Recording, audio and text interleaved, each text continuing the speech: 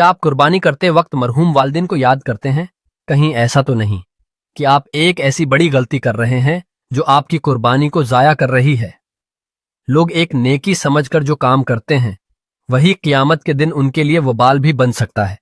जाने वो एक गलती जो 90% लोग कुर्बानी के वक्त कर रहे हैं। आज की वीडियो एक इंतहाई अहम मसले पर है जो ईद उल अज़हा के मौका पर हर मुसलमान के दिल से जुड़ा होता है। मरहूमीन की तरफ से कुर्बानी करना। हर साल लाखों लोग अपनी कुर्बानियों को मरहूम वालिदैन या रिश्तेदारों के नाम से करते हैं, लेकिन क्या आपको मालूम है कि इस अमल में एक ऐसी बड़ी गलती की जाती है जो नेकी को बर्बाद कर सकती है?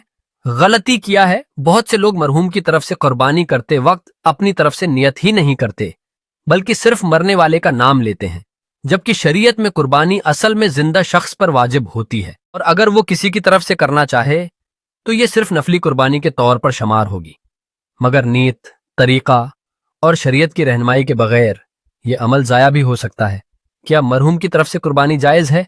जी हाँ, लेकिन उसकी शराइत और नीयत का दुरुस्त होना लाजमी है।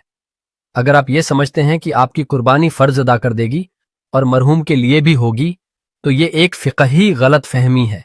तो क्या करें? पहले अपनी तरफ से वाजिब कुर्बानी अदा करें। अगर इस्तिताअत हो तो मरहूम वालिदैन या अजीज़ों की तरफ से नफली कुर्बानी की नीयत से एक अलग जानवर लें।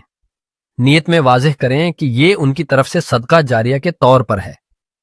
अगर आप भी किसी मरहूम की तरफ से कुर्बानी करने का इरादा रखते हैं तो ये वीडियो आखिर तक देखें, ताकि आपकी नीयत, तरीका और कुर्बानी दोनों दुरुस्त हों और आपकी नेकी वाकई आखिरत में काम आए। वीडियो को लाइक करें, अपने दोस्तों के साथ शेयर करें और कमेंट में बताएं क्या आपने कभी वालिदैन की तरफ से कुर्बानी की है।